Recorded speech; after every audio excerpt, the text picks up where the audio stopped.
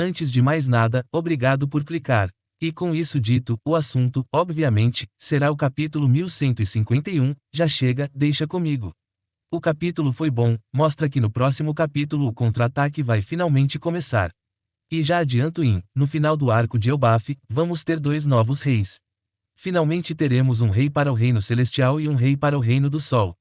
Loki e Hyrule, sem dúvida, vão se tornar os reis de Elbaf. Fora isso, tô com umas ideias sobre imortalidade e poder demoníaco. Mas antes, uma pausa para o precioso. Pausa para solicitar o like a boss. Deixe o like. Pois bem, começando na história de capa que retornou com o Yamato participando de uma luta de sumô. O adversário é o irmão mais velho do Urashima, que nem sabia que existia. Dito isso, não dá para ver o página 1 e a sua irmã, imagino que remanescentes do bando do Kaido não sejam bem-vindos. Ainda mais o página 1 que vivia desgraçando a vida desse povo. Por outro lado, podemos ver o Kawamatsu já usando o seu novo chapéu de palha, ou assim imagino. E é isso. Bom, enfim. Seguindo em frente, o capítulo retornou com o Kashi implorando para os chefes pararem com essa loucura. Ele implora pelo Jaruu, um ser centenário, uma lenda viva e orgulho de Elbaf. Porém, os seus apelos de nada servem. Brog, nessa versão demoníaca, rebate dizendo que o Jaruu é só um velho decadente. E é por isso que eles, Brog e Dory, devem governar. Em segundos, os caras saíram de "vamos preservar a nossa história" para "morte aos velhos". Até parece vida real, mas enfim, o Dory também adere ao discurso do Brog, apesar do ato falho. O gigante demônio diz que Elbaf não precisa de ídolos e nem de deuses. Cuspindo na cara de Imu, na maior cara de pau. Dito isso, toda essa discussão tem um motivo. E o motivo é mostrar que o pessoal da OPEX acertou e, de fato, o poder de Imu está relacionado ao jogo Reverse. Um jogo de tabuleiro onde as peças possuem dupla face. Nesse jogo, quando uma peça fica presa entre 2 peças de cor diferente, ela automaticamente muda de cor. E é por isso que os gigantes cercados também são revertidos em uma forma demoníaca. O Oda também foi bem direto ao desenhar o tabuleiro. Dito isso, esse poder do Imu é um pouco forte demais, né? Beleza que, como é uma referência ao jogo, inverter esse estado é possível. Imagino que um forte haki do rei seja mais que suficiente para cancelar isso. Porém, que poder devastador. Além de transformar Elbaf em um tabuleiro, transformando qualquer gigante que fique preso. Como vimos antes, essa transformação consome tempo de vida, se usada muitas vezes, provavelmente vai matá-los. Fora que as pessoas não têm como recusar a transformação, já que todo mundo está sendo transformado contra a própria vontade. Isso não é um pouco apelativo demais não? O que impede Imu de não fazer isso, por exemplo, no Luffy? Ou no Loki, ou em qualquer outro ser do mundo? Tipo assim, se o Luffy ficar entre Dory e Brog, o que impede dele ser revertido também? Inclusive, Imu poderia transformar todos os dragões celestiais em demônios e varrer o mundo. O que será que o impede de fazer isso? Será que existe a possibilidade da vítima conseguir cancelar a reversão com a própria força? Ou as duas únicas formas são com permissão de Imu, ou interferência de outra pessoa, tipo o Luffy desmaiando o gigante? Enfim, essa técnica, com toda certeza, possui limitações ou então Imu teria transformado todo mundo. Dito isso, tava pensando sobre esse poder de reversão. E essa ideia vai se juntar com outra que tive sobre a nuvem do despertar das frutas Zoans. Mas, por enquanto, quero falar sobre um pensamento que me ocorreu. Fiquei pensando, será que esse Dome Reverse afeta qualquer coisa? Qualquer coisa que possua consciência, por mais primitiva que seja. Por exemplo, uma fruta do tipo Zoan. Fiquei pensando, será que as frutas que os anciões usam, na verdade, foram revertidas pelo Imu? Por exemplo, a fruta do velho da espada. E se a fruta desse velho fosse uma Zoan do cavalo, e antes de comer a fruta, Imu lançou o Dome Reverse e transformou a fruta numa versão demoníaca, o Bakotsu. Um cavalo demoníaco esquelético. Já pensou? Isso justificaria a falta de apresentação do Oda. Para esconder parte do poder do Imu, ele não poderia trazer uma frase que dissesse, fruta Zoan do cavalo invertida. Isso iria entregar a capacidade de alguém que pode inverter as coisas. Ou seja, os poderes dos anciões junto do poder da espada do Shanrock, na verdade, são frutas comuns invertidas para uma versão demoníaca. Então, para esconder esse poder de inverter as coisas para uma versão demoníaca, o Oda escolheu esconder isso. Porque, por exemplo, se Imu pode dar poder demoníaco para todo mundo, porque as setas da Gunko ou as raízes dos Somers não possuem nenhuma característica demoníaca. Imagino que eles comeram os seus frutos antes que Imu pudesse usar o seu poder e inverter as frutas para uma versão demoníaca. Ou seja, os anciões não são demônios e os seus poderes vêm de um fruto invertido. Chegando nesse ponto, comecei a pensar no possível segredo por trás da imortalidade desse pessoal. Acontece que tô relendo uma história. E nessa história, baseada em lendas chinesas e taoísmo, tem um grupo de pessoas que são imortais. E esse grupo é muito parecido com os anciões e cavaleiros. Eles sangram, são partidos ao meio, divididos em milhares de pedaços e mesmo assim se regeneram. E o segredo para isso está num tesouro. Esse tesouro é chamado de a Árvore Divina do Fantasma Primordial. E esse grupo usa uma magia para se conectar à árvore, e enquanto essa ligação existir, os seus corpos serão recuperados, não importa o dano que sofram. Então, o meu pensamento foi, será que a imortalidade não vem de Imu, e sim, vem de uma ligação que esse pessoal tem com o grande tesouro da Terra Sagrada, tesouro que Doflamingo trouxe anos atrás. O tesouro que o Doflamingo fala, não pode ser a arma ancestral. A arma sem um combustível é inútil, fora que, quando o Vegapunk fala para o mundo inteiro e revela a existência das armas ancestrais, em momento algum o Doflamingo aparece. Sendo que, se o Doflamingo aparece no momento em que Vegapunk revela isso, seria uma confirmação indireta. Realmente, o Doflamingo sabia sobre a arma ancestral. Porém, se o que o Doff falava não era uma arma ancestral, o que mais poderia ser? O que deixaria o mundo agitado se ele simplesmente fosse divulgado que existe? No mundo atual de One Piece, só uma tecnologia extremamente avançada, algo que nem o Vegapunk pudesse entender. Isso abalaria o mundo. Eu acredito que o Doflamingo nem sabe para que serve o tesouro da Terra Sagrada. Imagino isso, porque o Doff achava que ser imortal era o suficiente para ele dominar a Terra Sagrada. Ou seja, ele não sabe o que a Terra Sagrada esconde. Ele não sabe sobre Imu ou que personagens como os anciões são imortais, ou então, ele não acreditaria que a imortalidade era um caminho de vitória. Sendo assim, o que imaginei é que o tesouro da Terra Sagrada é uma máquina ultra-tecnológica onde os anciões e cavaleiros se conectaram. E talvez esses corpos que estamos vendo nem sejam os corpos reais dessas pessoas. E talvez essa seja a explicação por trás da telepatia deles. Afinal, estão conectados na mesma máquina. Porém, eu não consigo explicar como o Gaban teria cortado essa conexão para impedir a cura dos Somers. Ainda assim, acredito que o segredo da imortalidade está no tesouro da Terra Sagrada. Se pensarmos que o antigo reino criou coisas que nem Vegapunk entende, uma máquina capaz de conceder uma cura extrema não seria difícil, e se esses corpos forem clones, destruir não os mataria de verdade. Mas enfim, a minha ideia é essa. Os poderes dos anciões são frutos invertidos pelos poderes de Imu e a imortalidade tem alguma coisa a ver com o tesouro da Terra Sagrada. Dito isso, vamos para a questão do momento. Os gigantes, entre aspas possuídos, seguem avançando em direção ao Jaru. Todo gigante que tenta enfrentar essa manada acaba por ser transformado ou toma uma surra. Os gigantes demônios se tornaram uma poderosa legião varrendo os 4 cantos do reino. Enquanto isso, os gigantes em fuga começam a lamentar a situação, mencionando que até o Gaban foi de Roger. Nesse momento, vemos que a Ripley está entre os gigantes e ouve o que aconteceu. Até então, achava que a Ripley tinha visto a cena do Gaban sendo derrubado. Mas, revendo a cena, entendi que ela só ouviu e, de fato, não viu nada. Enfim, vamos ver o que a Ripley pode fazer. Já esperei muito dela, agora não espero mais nada. Mas bem, enquanto os adultos se desesperam, os gritos alcançam as crianças. Já adianto que achei um pouco paia, mas, as crianças desmaiadas ouvem os gritos dos adultos e começam a sonhar com os piratas gigantes virando demônios. E automaticamente, o buraco do pesadelo do Killingan começa a cuspir gigantes demoníacos. O Oda foi malandro e criou uma versão 240p dos Numbers.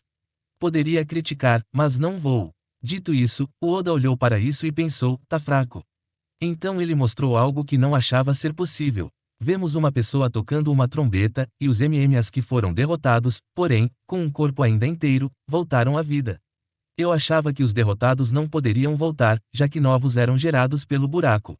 Mas um pesadelo sempre pode ficar pior. Então vemos os antigos pesadelos se juntando aos novos e, de repente, o negócio virou uma loucura. Cenas do fim do mundo. Uma parada que só pensei agora, é muito louco pensar que isso está acontecendo e o mundo não sabe de nada. Não que, se soubessem, iriam poder fazer alguma coisa. 2025 tá aí para mostrar que a vida não é simples. Mas enfim, voltando ao agora, finalmente vemos a cara do Killingan. Pensei um pouco, mas não entendo o porquê do rosto dele ser escondido. O rosto dele me lembrou um pouco a Madame Chiarly, a irmã do Arlong que previu o fim do mundo do Reino do Mar. O que inclusive impede o Barba Negra de destruir o Reino do Mar, já que o Luffy é quem vai fazer isso. Enfim, voltando para a questão do momento, pelos dentes, Killingham possui ligação com tritões, ou pelo menos, imagino que seja. Agora, como um mestiço foi aceito pelos nobres mundiais, não vou saber dizer. Dito isso, o Killingham é outra pessoa, né? Quando usando o poder do fruto naquela forma humanoide, até dava para brincar, mas agora, dizer que esse cara vai se tornar legal já virou loucura. E com isso dito, pensei numa possível explicação para a nuvem branca e negra do despertar dos frutos Zoans. O que fortalece a ideia sobre os anciões possuírem frutos Zoans invertidos pelo Imu. Mas bem, a minha ideia é a seguinte. E se a nuvem do despertar da Zoan estiver ligada ao tipo do fruto? E aqui, não tô falando sobre o tipo carnívoro ou herbívoro. Tô falando sobre frutos do tipo comum como o leopardo e frutos do tipo místico como a do Kirin. Ou seja, a nuvem negra do despertar está ligada a Zoans comuns como leopardo, girafa, cachorro, cavalo e a lista é muito longa. Enquanto que a nuvem branca estaria ligada a frutos místicos, como a fruta do Kaido, do cão divino do Yamato, o fruto do Luffy e qualquer outra Zoan que seja uma fruta mística. Ou seja, a nuvem não tem ligação com o demoníaco e nem com a personalidade do usuário, tem a ver com o tipo da fruta. Ou seja, a fruta dos anciões são frutas comuns, por isso possuem a nuvem negra, porém, por terem sofrido a reversão do poder de Imu, suas formas foram alteradas. Ou seja, é possível que o Barba Negra ainda tenha a fruta do Cerberus, a verdadeira fruta do Cerberus. Enquanto a fruta da espada do Shanrock é um fruto do cachorro afetado pelo Dome Reverse. Para mim já é isso e, se não é, que pena Oda, você vacilou. Mas enfim, voltemos ao Killingham. O pivete decidiu se exibir na frente do Imu, já pensando numa futura promoção para ancião. Os tempos mudaram, às vezes o Saturno foi só o primeiro e novas vagas virão. Dito isso, nem tudo é diversão, também temos decadência. Então voltamos ao grupo da Nami para mostrar que o pessoal está perdido. É uma chuva de nada com nada. A Nami destaca que os inimigos parecem ter aumentado e, ao lado, o Jinbe destaca que as coisas saíram do controle. Eu declaro essa disputa de falar o óbvio como um empate. Outro que deu a graça da voz é o Usopp que gritou desesperado para o Dory e Brog.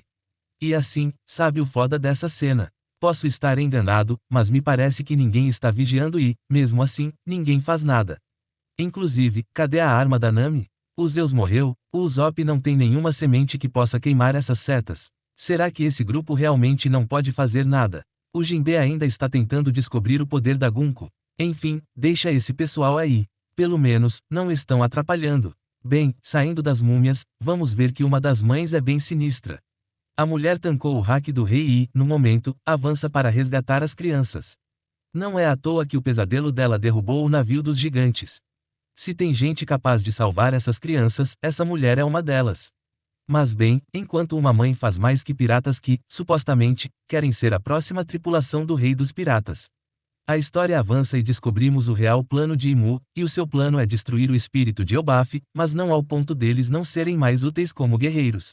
Imu quer que Elbaf desista de lutar, quer que Elbaf reconheça que não pode vencer ela. Quando os gigantes foram incapazes de se ver vitoriosos, a submissão se tornará o único caminho. Nesse momento, Imu governará Elbaf. Dito isso, vemos que esse desejo de Imu não é algo novo. Imu revela que isso deveria ter acontecido com Herald, mas o velho rei falhou e, por isso, Imu ainda não dominou Elbaf.